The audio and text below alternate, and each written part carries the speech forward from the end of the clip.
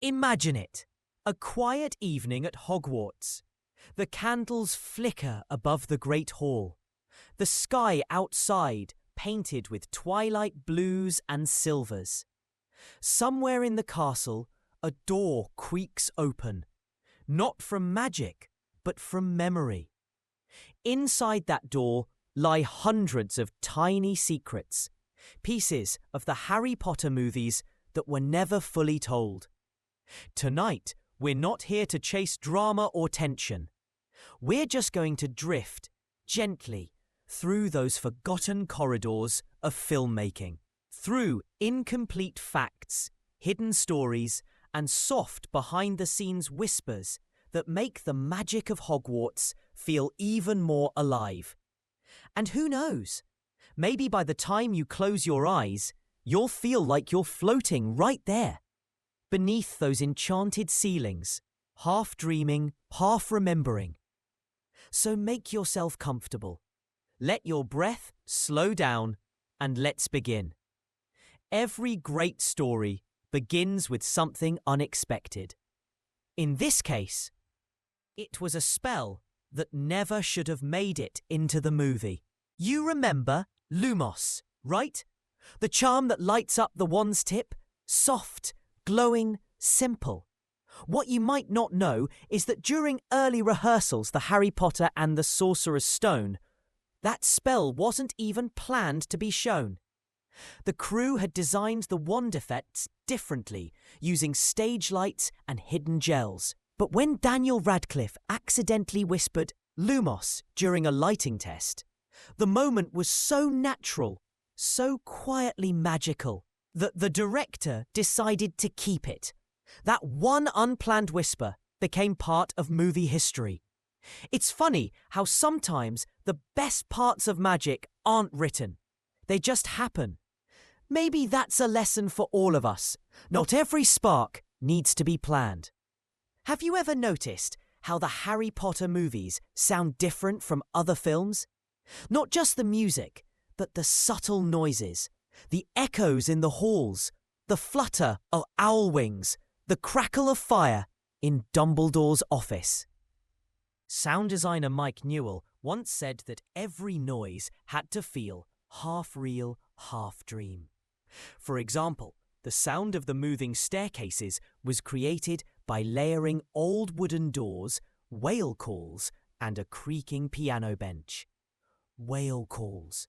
Yes, the deep moan of the sea lives quietly inside Hogwarts. Once you know that, you'll never hear those stairs the same way again. It's as if the castle itself breathes, slowly, patiently, reminding you that magic has a heartbeat. When the props team was preparing wands for the cast, they didn't let the actors choose. Instead, they handed each wand out one by one, observing reactions quietly. When Emma Watson first touched her wand, she held it like a book spine. Gentle, precise. Rupert Grint spun his like a toy drumstick, immediately laughing. And Daniel Radcliffe turned his over twice, nodded, and said quietly, "Feels right." The props master smiled and whispered, "Then it chose you." Of course, that wasn't in the script, but maybe, just maybe, the wands really did know something we didn't. Imagine if wands really could choose. You'd walk into a store, and suddenly one flies into your hand, like, "Surprise! You're late for work again." Even magic has a sense of humour, doesn't it? It's hard to imagine the Harry Potter films without the Great Hall, those long tables, floating candles, and echoing walls. But here's the surprising part. The set was originally meant to be temporary. The crew planned to tear it down after the first movie wrapped. But when they stood inside on the final day of shooting, someone, nobody remembers who, said softly, "Feels like home." And so they didn't take it apart. They preserved it, repairing and expanding it across all 8 films. Every new director who joined the franchise would walk through its doors and feel the same quiet awe. It wasn't just a set anymore. It was a memory made solid. You can almost hear the echoes of the first Wingardium Leviosa. Behind every spell and visual effect, there were real people, tired, laughing, shivering under cold studio lights. They worked late nights to make sure that each moment of wonder felt effortless. But there's a kind of beauty in that exhaustion, the kind that only artists know. And sometimes, in the middle of chaos, something unexpectedly gentle would happen. Like the time Alan Rickman, who played Snape, quietly left gifts for the younger actors after every film wrapped. No one asked him to. He just did. A signed note here, a book there, a word of encouragement when someone was nervous about a scene. To this day, those notes are treasured like heirlooms. Incomplete facts, maybe, but complete kindness. Every movie leaves something on the cutting room floor, but few know about a scene filmed for the Goblet of Fire, one that almost changed how we see Hogwarts forever. It was a quiet moment between Dumbledore and McGonagall. They were standing by the Black Lake, watching the ripples after the Triwizard Tournament. Dumbledore was meant to say, "Even magic cannot protect us from the cost of courage." It was hauntingly beautiful. Too sad, perhaps, for a movie meant to inspire. So it was cut, but the line lived on in fan whispers, script drafts, and memories of the crew who said it made the entire set go silent. Maybe that's the mark of true magic. It lingers, even when unseen. There's another story, one about a letter that was written but never delivered. It involved a scene meant to show an older Harry long after Hogwarts. The prop team even crafted the parchment and wax seal. But when the day came, the director decided to hold that idea, to save it for another time. No one knows where that letter ended up. Some say it's still stored somewhere at Leavesden Studios, sealed, waiting. What if it's still addressed to you? But maybe that's a story for another night. Before we drift deeper, take a slow breath in and out. Let the sound of the words roll like waves, soft, steady, familiar. You're not just listening to facts anymore. You're sailing through memories. Here's a small, funny secret. In Prisoner of Azkaban, there's a single frame where you can see part of a crew member's reflection in a glass cabinet. It happens so quickly, most people miss it. But when fans spotted it years later, instead of editing it out, the studio smiled and left it as is. Because even in a world of magic, imperfections remind us of the humans behind the spell. Maybe that's the real reason we love these films. Not because they're flawless, but because they feel alive. Now, if Hogwarts were real, imagine the behind the scenes there. Camera wizards? Lighting charms? Tut, you waved your wand too dramatically, Mr. Potter. Even in fantasy, someone has to say action. You're still here, inside the castle. The flicker of torches along the hallways feels slower now, quieter.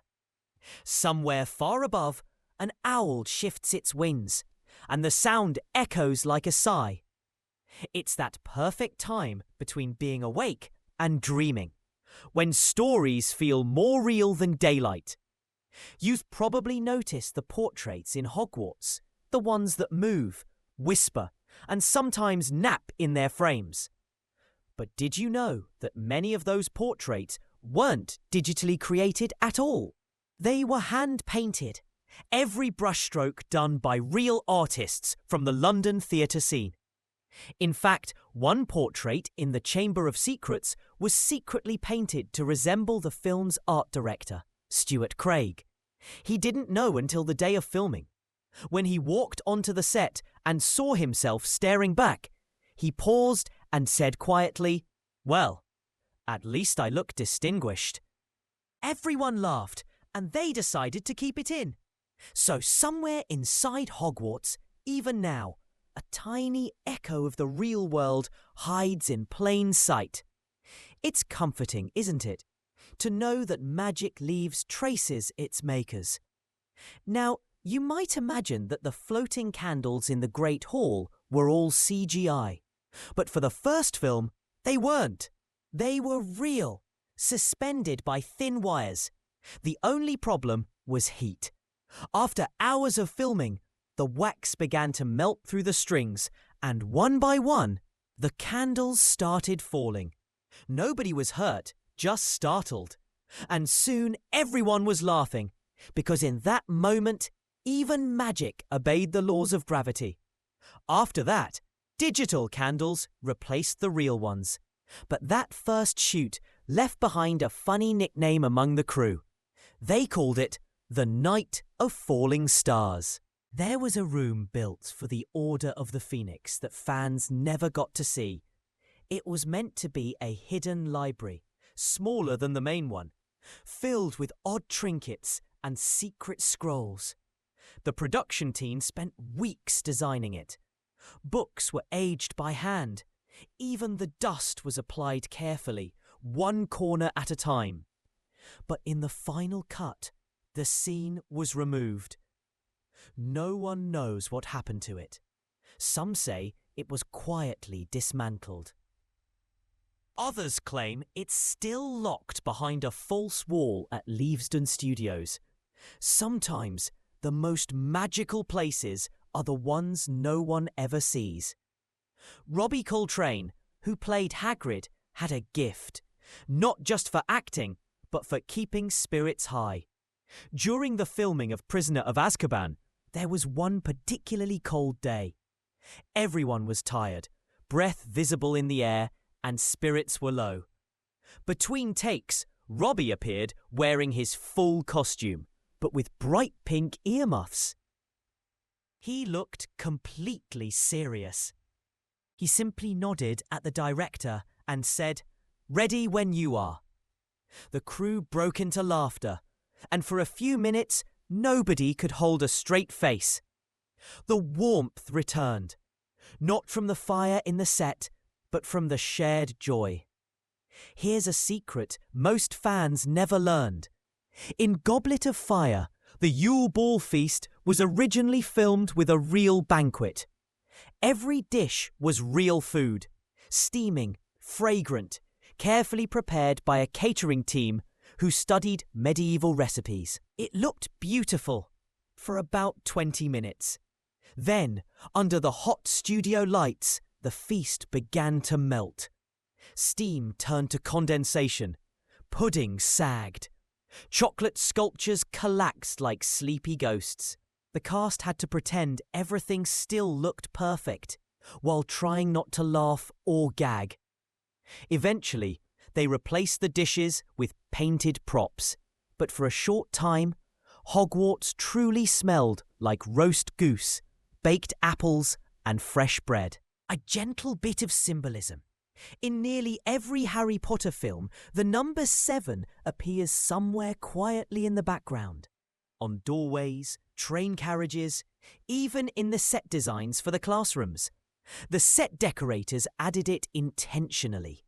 It was their way of honouring the 7 books, the 7 Horcruxes, and the subtle perfection of the number itself. Once you start looking for it, you can't unsee it. Mrs. Norris, Filch's beloved cat, was actually played by several different cats, each trained for a specific type of scene. But there was one cat who refused to perform. During a key moment in the Chamber of Secrets, the cat was supposed to hiss and arch its back. Instead, it just sat down, turned away, and started grooming itself. After several tries, the director sighed and said, "Fine, she's earned the right to improvise."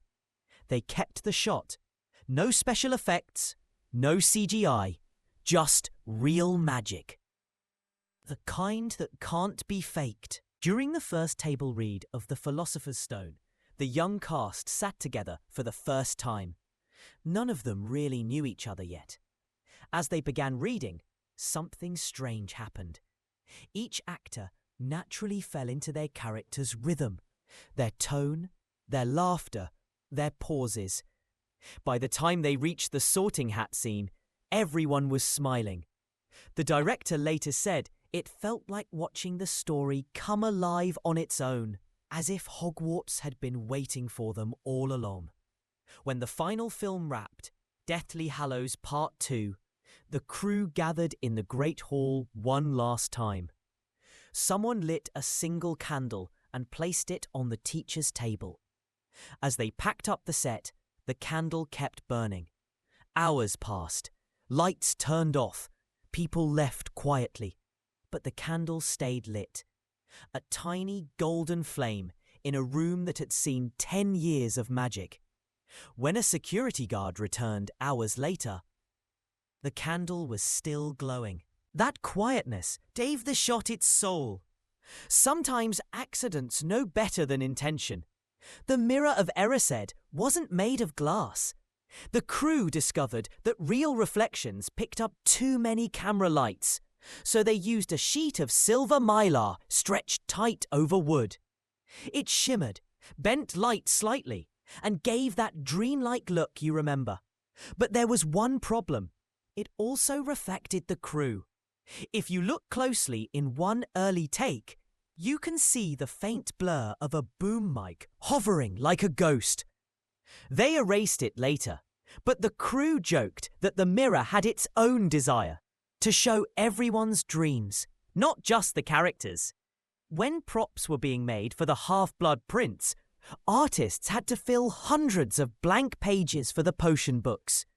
They didn't want to repeat text, so they began writing nonsense in Latin-like loops. Halfway through, one artist nodded off at her desk. Ruined courtyard. Something unscripted happened. As the camera rolled away, someone in the crew started to clap, just once. Then another joined, and another.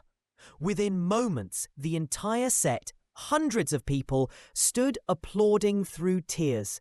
They left the sound out of the movie, but for the people who were there, that applause was the real ending. Long after filming finished, someone exploring the preserved sets at Leavesden found a small wooden door behind a tapestry. No label, no handle, just a latch. Inside was a broom closet and a handwritten note taped to the wall.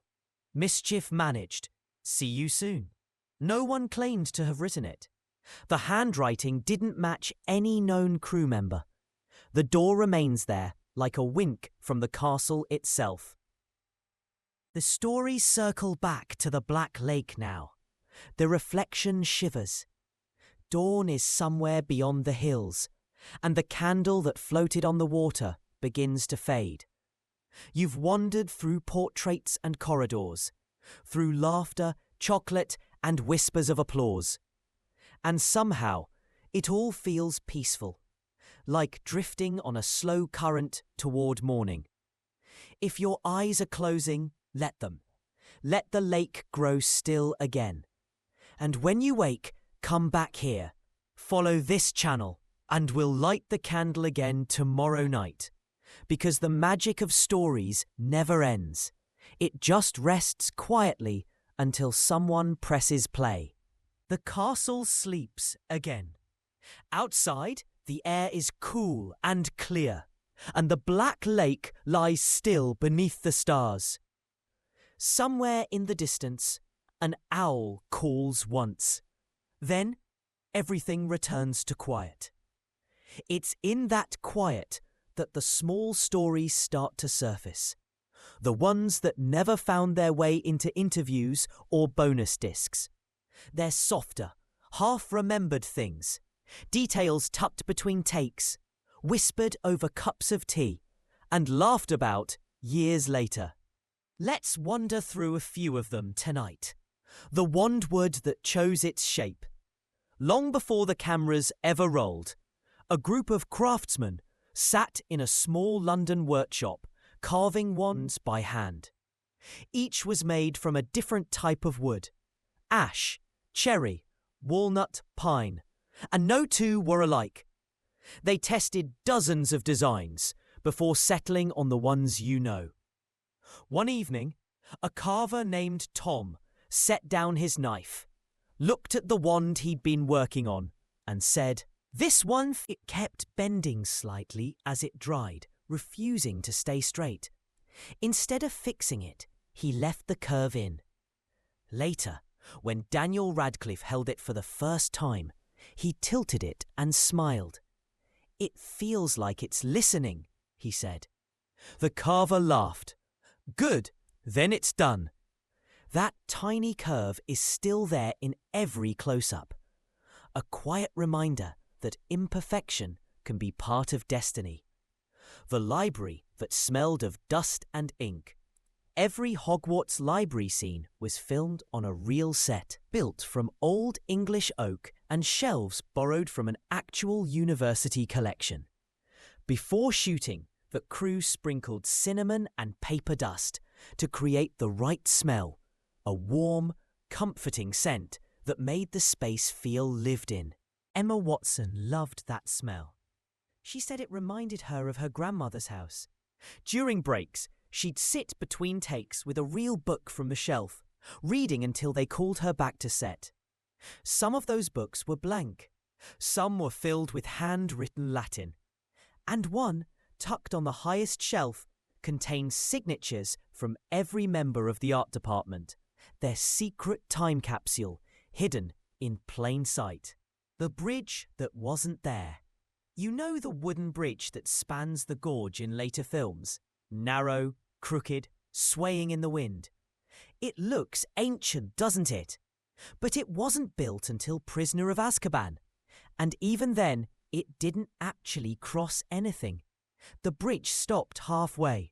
Beyond it, there was only a painted backdrop and a fan blowing mist. Actors would walk to the middle, turn carefully, and head back again while cameras shifted angles to make it look endless.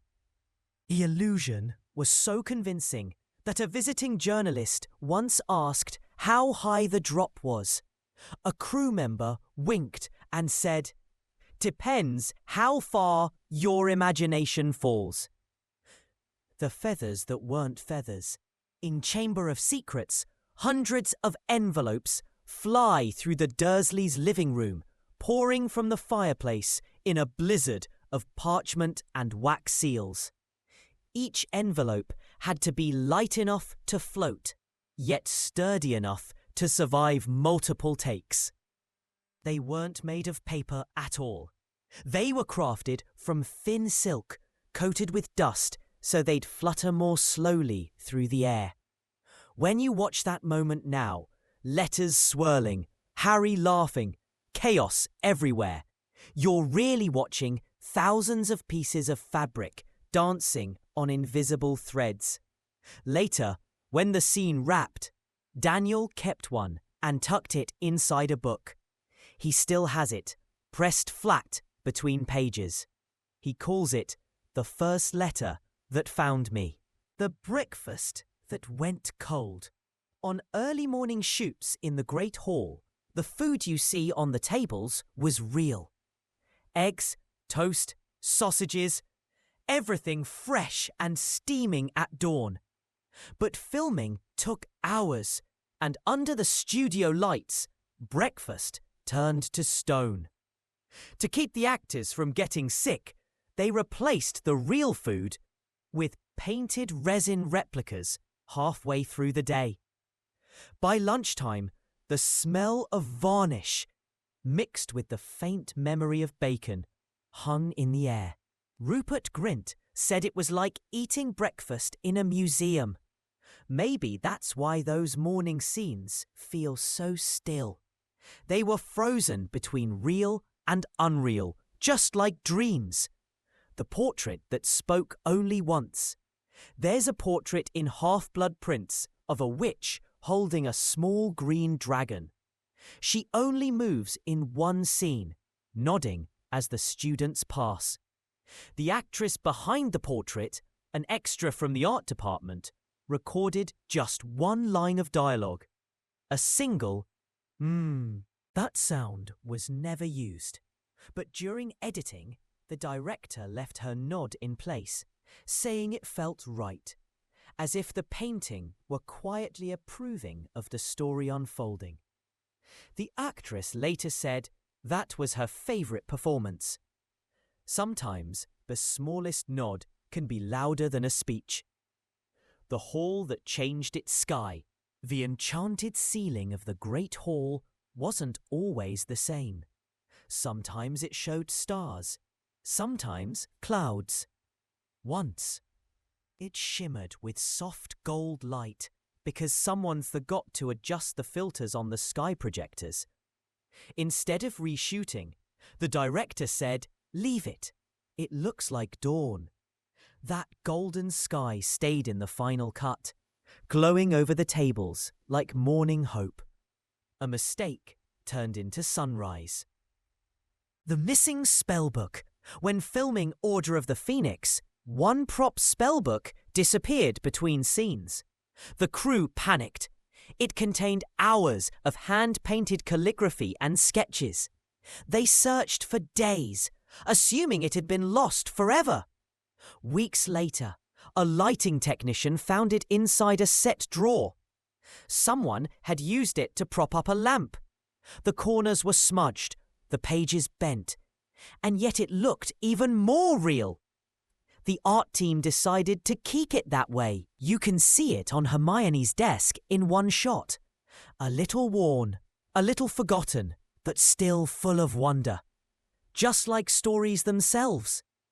The night they said goodbye, when the final day of filming arrived, most of the cast didn't want to leave. They lingered in costume long after the cameras stopped. Someone brought out an old record player and put on soft music. They danced slowly between the tables of the Great Hall. Emma cried. Rupert tried to make everyone laugh by pretending to waltz with a suit of armour.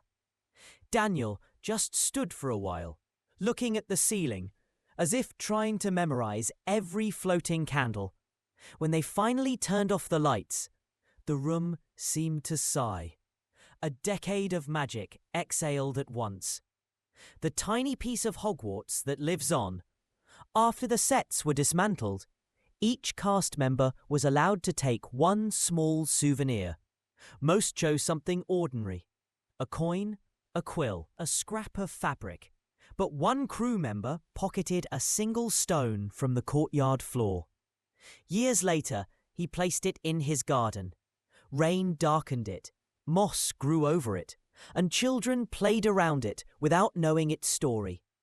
He said it felt right that a piece of Hogwarts was living quietly in the real world, unnoticed, but still magical. Maybe the same is true for every memory we keep. They blend into life until they become part of the landscape. End. Closing. The return to still water. Now the night has deepened. The lake outside the castle lies perfectly still again. Moonlight stretches across it, silver and calm. The reflection of Hogwarts glows softly, and for a moment, you can't tell which world is real. The one above or the one below. Maybe it doesn't matter. Magic has always lived between reflections. So as you drift towards sleep, imagine the sound of those quiet halls.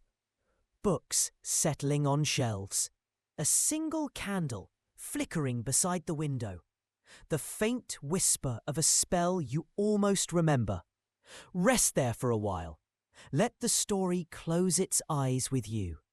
And when you wake, come back. Follow this channel and we'll open another door together. To another corridor, another story. Another calm night inside the castle that never really fades. During long winter shoots, Steam often rose from the actors' mouths, the cold air of the studio mixing with the warmth of their breath. Sometimes you can see it on film, curling softly, like words dissolving before they're spoken.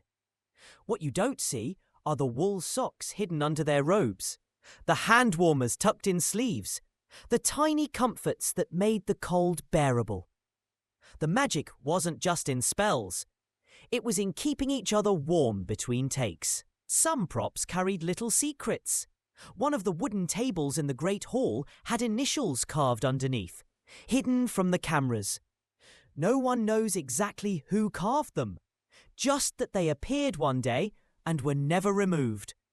Years later, during restoration, someone discovered a faint outline of 3 letters, H, G, and a smudged third mark that might have been an R.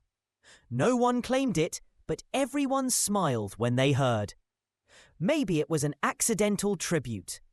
Or maybe the castle decided to leave its own message. There was a day when a bird flew onto the set through an open window high above the rafters. It perched near a prop cauldron, blinking at the sudden brightness. Instead of chasing it out, the crew waited. It stayed there quietly through the entire scene, as if watching the story unfold. In some takes, its shadow moves just barely across the stone floor. It wasn't in the script, but it stayed in the film. A visitor from the real world, caught between fiction and truth. Between scenes, the castle set was never completely silent. Wood creaked, ropes hummed, the faint buzz of lights blended into a low lullaby. The crew called it the heartbeat of Hogwarts. Some nights, when filming ended late, they would stand in the middle of the empty hall, listening to that hum, watching the candles slowly dim one by one. No one wanted to be the first to leave. Even the staircases had stories. Each step was built by hand, each railing carved and painted to look centuries old. But one stair, hidden near the back, was made of soft foam to protect the actors during falls. You'd never notice it on screen, yet every person who worked there remembers it as the kind step. A tiny piece of kindness built into stone. Sometimes, when they filmed night scenes, the crew dimmed all the lights and used only lanterns. The glow turned the castle golden, and shadows danced on the walls like living things.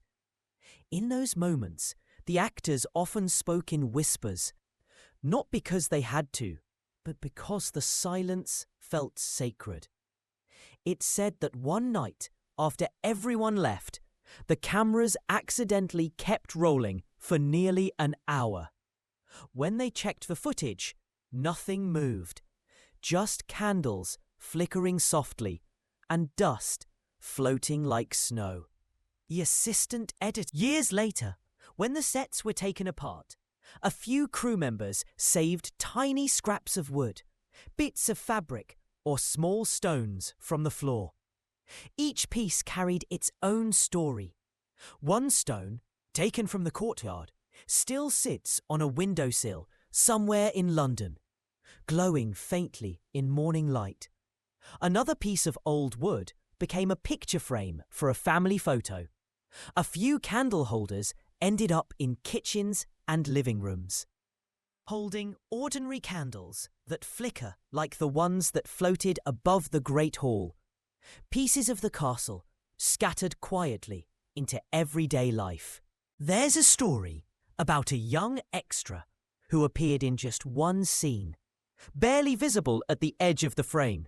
He was nervous, standing near the back, afraid of making a mistake. When the director called cut, one of the stars turned and smiled at him, saying, "You're part of it now." Years later, he said he never forgot that moment. Sometimes the smallest kindness becomes the biggest memory. Even after the final wrap, some crew members swore the sound stages felt different. When they walked through the empty rooms, the air seemed thicker, like it still held the weight of every spell, every laugh, every tear shed in front of the camera. They said it wasn't sadness exactly, more like a dream refusing to fade. If you visit those same stages today, you might still feel it. The faint hum of lights, the whisper of fabric, the echo of footsteps long gone. And maybe that's what magic really is. Not lightning, not wands, not words of power, but the quiet proof that something outside the night deepens. The lake lies calm again, smooth as glass. The reflection of the castle trembles once, then stills completely. The stars hang low, bright and endless. You can almost hear the sound of a page turning, a story ending softly. Breathe in, let it go. The lights are dimming now. The castle is at rest, and so are you. If your eyes are heavy, let them close. Let the magic keep watch. And when morning comes, come back again. Follow this place, this voice, this calm space where movies turn into dreams. Because every night there's another secret waiting. And every dream begins the same way, with a quiet whisper and a little bit of light. The air inside the castle feels cool again, as if the walls themselves have been holding their breath. The torches along the corridors flicker softly, their flames bending with each tiny movement of air. Outside, rain begins to fall, a calm, steady rhythm against stone and glass. It's the kind of sound that makes everything else fade into stillness. If you listen closely, it almost sounds like whispers between the raindrops, old stories that never found their way into the spotlight. During the years of filming, there were days when the weather outside seemed to match the mood of the scenes. When sadness filled the story, the skies darkened. When joy returned, sunlight broke through the windows. One of the camera operators once said that it was as if the world knew what they were filming and wanted to help tell the story. There's something comforting about that idea. Nature itself leaning in to listen. Somewhere in the art department, a small notebook sat on a cluttered desk. Inside, the designers scribbled notes about every detail of Hogwarts, the kind of details no one would ever see on screen. What kinds of flowers might grow in the courtyard? What kinds of smells would drift from the kitchen? Which portraits might secretly hold conversations after midnight?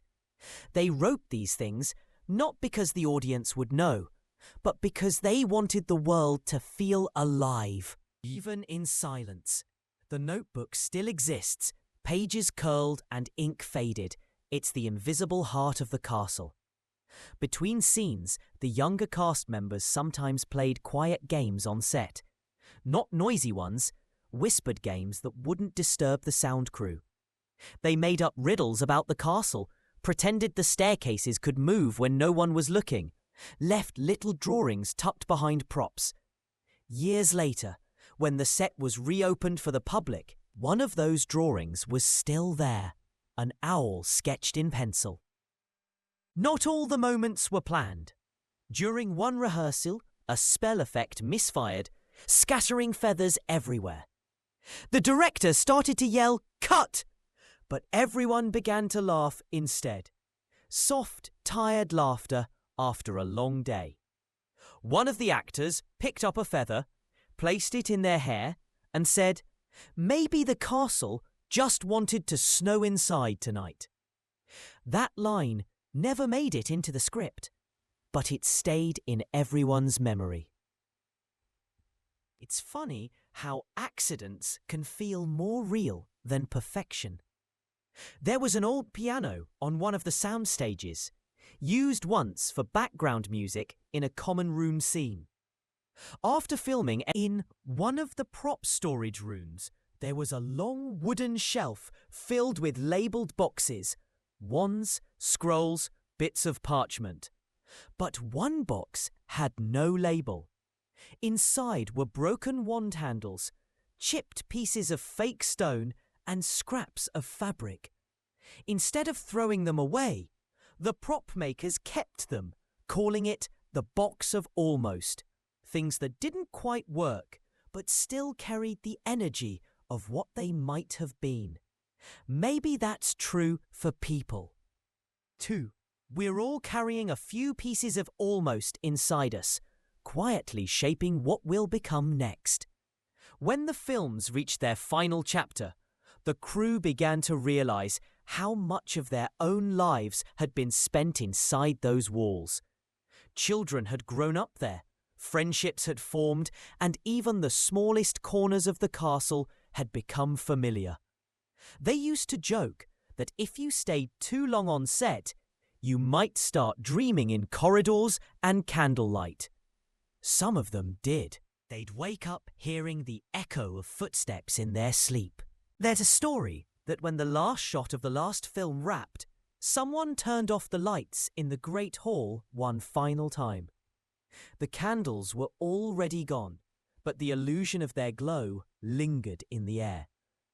A few people stayed behind after everyone else had left. They stood in the quiet, feeling the weight of all those years settle softly around them. One of them whispered, "It's still here. You can't turn off a feeling." They were right. You can't. The magic doesn't end when the cameras stop. It just changes shape. Long after that night, visitors began to walk those same floors again. They touched the walls, stared up at the painted ceiling, and felt something they couldn't quite explain. Some smiled, some cried, some just closed their eyes for a moment, as if trying to remember something they'd never actually lived. That's the power of stories. They let us remember things we never truly experienced, and still somehow miss them when they're gone. So now, as the water rests and the light grows gentle, let yourself rest too. Let every thought slow down until it moves like the ripples on that lake. Let your heartbeat match the calm rhythm of the rain that once fell against the castle windows. You're safe here. You're part of the story too. And when you wake, when the day begins again, you'll still carry a small piece of that calm with you, the kind of quiet magic that doesn't fade with time. Until then, drift softly, breathe deeply, and let the castle keep its watch over you. And when you're ready to return, follow this voice again. There will always be another door waiting, another secret whispering softly in the dark, and another story ready to guide you back to sleep. Good night, and pleasant dreams beneath the stars of Hogwarts. And now, the castle grows quiet again. The torches dim, the whispers fade, and somewhere in the heart of Hogwarts, the last candle flickers softly. If your eyes are heavy, that's okay. That means the magic works.